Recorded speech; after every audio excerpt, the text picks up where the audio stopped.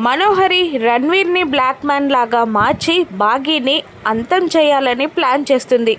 రణ్వీర్కి plan చెప్పి black man లాగా ready అయి ఇంటికి రమ్మని చెప్తుంది. రణ్వీర్ అలాగే మంకీ క్యాప్, చేతులకి గ్లౌజెస్ వేసుకొని బ్లాక్ మ్యాన్ లాగా రెడీ అయి బయలుదేరుతాడు. అమర్ కూడా కాస్త పని ఉండడంతో బయటికి వెళ్ళిపోతాడు. ఇక మనోహరి, చెంబ పైన ఫ్లోర్లో నుండి కిందికి చూస్తూ ఉంటారు. ఒక బ్లాక్ మ్యాన్ గేట్ దగ్గరికి రాగానే చెంబ సంతోషంగా రణ్వీర్ బ్లాక్ మ్యాన్ వచ్చేసాడు అని చెప్పగానే మనోహరి కూడా సంతోషించి నేను వెళ్ళి అక్కడ లాన్లో కూర్చుంటాను, ఏదో ఒకటి చెప్పి బాగీని లాన్లోకి పంపించు అని చెంబాకి చెప్పగానే అలాగే అని ఒప్పుకుంటుంది చెంబ.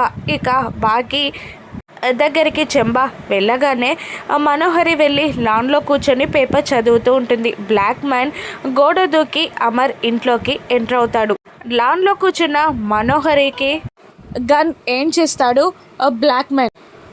బాగి చెంబ చెప్పగానే కిందికి దిగి వస్తూ ఉంటుంది. ఇక బ్లాక్ మ్యాన్ పొదల పక్కన దాక్కొని ఆ మనోహరికి ఎర్న్ చేసిన గన్ని షూట్ చేస్తాడు. అమ్మా అని గట్టిగా అరుస్తుంది.